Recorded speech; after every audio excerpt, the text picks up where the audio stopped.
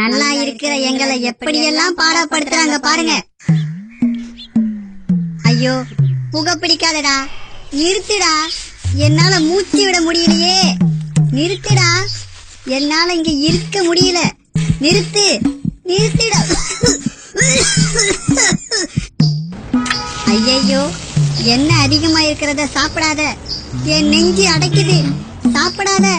வேணாண்டா, என்னால இங்க இயங்க முடியாது. ஏண்டா என்ன இவ்வளவு கொடுமைப்படுத்துற? மணி மாசம் மாசம் நிக்காம அந்த பருப்பறா அது எடுக்கிறேன். விசிறியடுறா வேலையில நடுக்கு.